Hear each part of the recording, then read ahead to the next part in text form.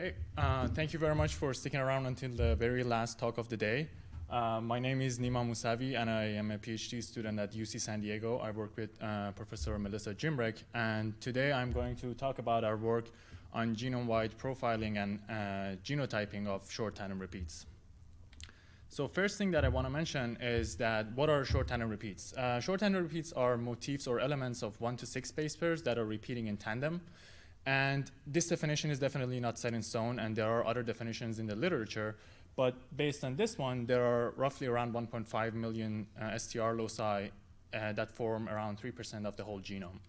And these STR regions undergo some variations, such as expansions and contractions. As you can see, motifs can be added or subtracted from the region. And the rate by which these variations happen is much larger compared to SNPs or indels. So because of this high variability, we are actually interested in genotyping and profiling them. So another reason that we are interested in STRs is that they have been associated with dozens of genetic diseases. I've mentioned a few of them here. I think the most famous one is probably Huntington's disease. And what I want to emphasize on this table is this last column, which is the range that each of these diseases have, the allele size that each of these diseases makes each of these diseases pathogenic. And for example, for Huntington's disease, that length is around 100 base pairs, but the same for Fragile X syndrome is around 600, and for this type of ataxia, we have something around 4 kilobase pairs. And if we compare that to the Illumina short read, we see that there's no way that we're going to fit all of these in there. So there should be, we should make some other efforts to be able to genotype them using Illumina short read. And I want to also mention that we not only care about pathogenic versus non-pathogenic, we actually care about the exact number. And one example for this is Huntington's disease again, which the number of copies of the motif that an individual has is actually correlated with the age of onset of the disease. So the more copies that they have, the earlier is the age of onset. And other than the disease-associated loci, there are also genome-wide analysis studies that link STRs with cancer risk and other complex traits. So our goal in this work is to be able to perform accurate genotyping in genome-wide setting to basically address both of these needs. Okay, so I gave a brief description of what STRs are and why we care about them. And next I'm going to go into some challenges that we face when we try to genotype them using next generation sequencing data. And then I'm going to explain our model and our method, which is called GangSTR. And I'm going to finally show some results from genome-wide profiling of STRs at the end. So what are some of the challenges that we face when we are trying to genotype and discover novel pathogenic STRs? First, thinking about genotyping, if we look at this example, the large expansion that we see in the sample is going to translate into a very large insertion that is going to be very complicated for common aligners to deal with. Another issue is the ranges that I mentioned in the previous slide. Basically, some of the STRs expand way beyond the read length, and there's no way that we have a chance of covering the whole region with one read. So we have to come up with some other solutions to genotype them. As far as discovery goes, for discovering pathogenic STR loci, usual methods are either using cumbersome mapping techniques or using maybe long read technologies that may not be as widely available. So what we try to do here is to perform genotyping accurately, which addresses the first challenge, and perform that and scale that genome-wide, which addresses the second challenge, and we want to be able to hopefully identify novel loci with this tool. Okay. So some of the other works that have been done in this area, I should mention Lobster and Hipster, which are older methods that perform this genome-wide analysis, and but they are limited to the read length, to the alleles that fit in one read, one short read. And there are more newer methods, basically like thread parse, that goes beyond the read length and up to a fragment length, but and also expansion hunter that even goes beyond fragment length. But the issue with these two tools is that they are mostly focused on disease loci, and also there are some accuracy issues that as I'm going to show in future figures. So what we try to do at the end is that we want to be able to use all of the sources of information that we have and perform accurate genotyping and scale this genome-wide. So our contribution is just not the cool name. And so what are some of the informations that we have when we are trying to genotype these STR loci? So if we consider this repeat region in the reference and the expanded version of it in a sample, there are different classes of read that can be informative to us. The first one is we call them enclosing reads, which are basically reads that enclose the whole repeat region in them. And this is the kind of read that all of the methods that I just mentioned use, and it's very common. Another thing, another read pair that can be informative to us is the read pairs that come from fragments that span the whole repeat region. And if we want to use these the information out of these, basically, if there is a very large expansion in between that fragment, post-alignment, we're going to have a smaller insert size, and that can be informative to us in our model. Another type of information are reads that are partially spanning this region, and that can give us a lower bound on one of the alleles. And also reads that are fully repetitive. And if you want to think how these can be informative for us, basically the more we see fully repetitive reads, the larger probably that repeat region is. So we want to combine all of these information in our design. And the way this works is that as an input, we're going to have alignment file that comes in and regions of interest that should be specified. And we perform filtering on the reads that we have in alignment file and perform local realignment. And then we stratify them into all of these classes that I just mentioned and use all of them to create a likelihood model that we perform optimization on and find the maximum likelihood genotypes and confidence intervals. So this method is available online. It's on GitHub. I will post the link again at the last slide. Please use it, try it, and let us know. So I'm going to focus a little bit more on the likelihood model and show some of the details under the hood. So the likelihood model, if we want to think about likelihood, basically we have the probability of observing whole data or all of the alignment file considering an underlying diploid genotype that has A copies and B copies of the motif.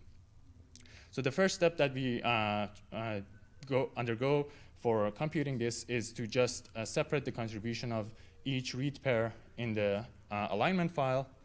And to be able to solve this, we actually make use of the classes of read that I just mentioned in the previous slides. And we have 4 different classes of reads. And we separate the computation based on contribution of each read belonging to each class. And that way we can create models for each of the classes and use those models here and basically perform this calculation. So we use 2 different terms. We call them class probability, which is basically a relative abundance of all of these classes with respect to each other. And also read probability, which is if we look at one class, what is the distribution of all of the reads that belong to that class, considering all of these are considering our underlying genotype A and B. And finally, we just separate the contribution of each allele.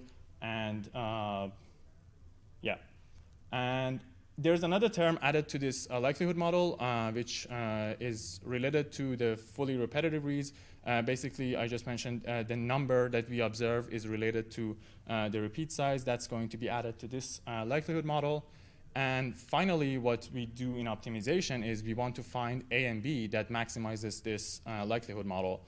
And that is basically the functionality and the core of this GangSTR model. So next, I'm going to briefly mention a little bit more detail of one of these parts of our model, which was the class probability. As I mentioned, it was just a relative abundance of different classes considering any underlying genotype. So if we look at this figure, this is just class probability for all of the different alleles. And like, there are some obvious cases. If the allele is smaller than a read length, we don't expect to see any fully repetitive reads. And after that, we expect to see them. The same goes for example, spanning reads. We expect to see more of them if the region is small, because that's easier to span. And as the region grows, it's harder to span, so we can expect to see less. So this is one part. Because the time is limited, I can't really go over all of the distribution of all of the reads, all of the read probabilities, which is the other term.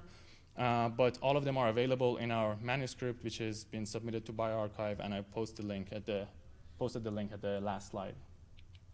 So again, going back to design summary, I just explained a little bit what happens here. And now I want to show some results of validating the accuracy of this model and this method. So for validation, we compare GangSTR to other methods that are already available. Okay, so we perform simulation on 10 well-characterized STR disease loci, and we create sample data that has one allele in the normal range and the other allele covering both normal all the way to super long expanded range. And what we do for each of these is that we basically, if we look at one of them, this is the Huntington's disease example, we have all of the alleles listed here as true versus what we estimate, and we see that GangSTR performs pretty well like throughout the range, and that's what we want to be able to do. And we can see that this result is kind of similar in like different regions, and it can be seen. And the measure that we use to compare different tools in any of these is root mean square error, basically, that we compute from comparing the truth and estimate in these figures. And this was simulated data, and we also do the same analysis using real data. Unfortunately, we don't have as much data, but this is also Huntington's disease locus. We also have a little bit of data for Fragile X syndrome, but I presented the Huntington's disease one here, and we have 14 patients, and we can see that, again, the accuracy is relatively okay throughout the range, and it can be comparable to the others. So as a next step, I want to emphasize that we did this genotyping to be able to create an accurate genome-wide profile. So we want to be able to apply GangSTR genome-wide and create an accurate STR profile for an individual. So these are some of the results of that. So as the first step, we apply GangSTR to some individuals, and we use the GangSTR reference panel, which has around 580,000 loci in it. And we perform a trio analysis on NA12878 and her parents, and we find that the Mendelian inheritance rate on average is around 98.7%. And what was important for us in this analysis was actually the histogram of repeat lengths shows that there are some repeats that expand beyond the read length, and that shows that there is a need for profiling these longer repeats genome-wide. But I should mention that 99.99% of the repeats are smaller, but as I showed in the earlier slide, a lot of pathogenic repeat regions actually are pathogenic when they are super long. So it is informative if we are able to genotype longer repeats genome-wide. And to validate some of these expansions, we perform we use some other measures to basically confirm them. So this is the reads that we are using in GangSTR, and these are short reads, and they are like similar to the ones that I mentioned before.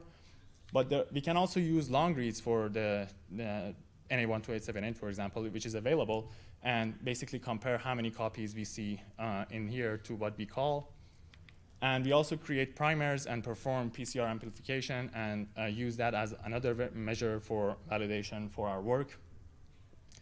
And if we look at, I presented some of the results here.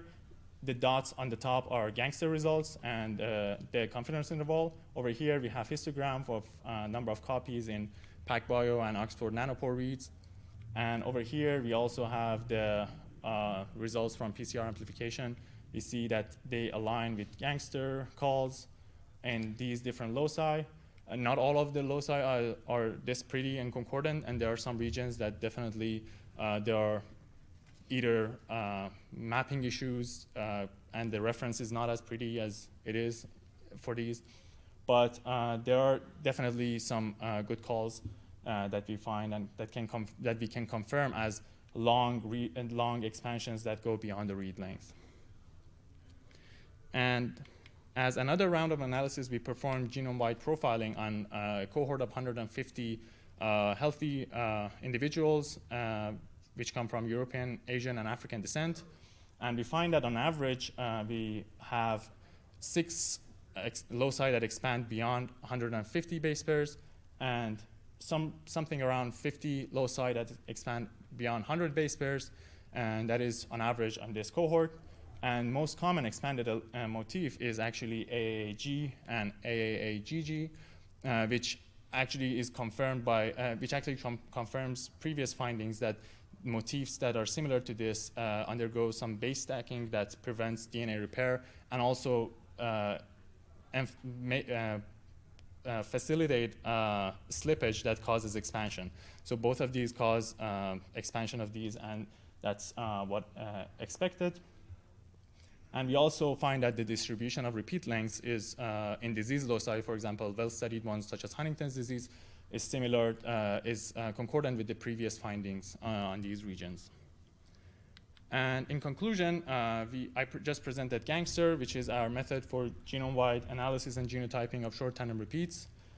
And what we can do to improve on this or use it in future is, the first, we can apply this to identify novel repeat expansions in disease cohorts. Definitely the STR model that we used is a little bit too perfect. We can incorporate a lot more repeat regions if we create a more sophisticated STR model. And we can also incorporate long reads. As you saw, they are informative and they can be used in a hybrid method in future. And these are some of the references. And I want to acknowledge all of our team members, Professor Jimbrek, Sharona Schleiser-Borko, that helped us with this work. And please follow us on Twitter. Both the software is available on GitHub, and the preprint is available on bioRxiv. And thank you to NIH, and thank you for your attention.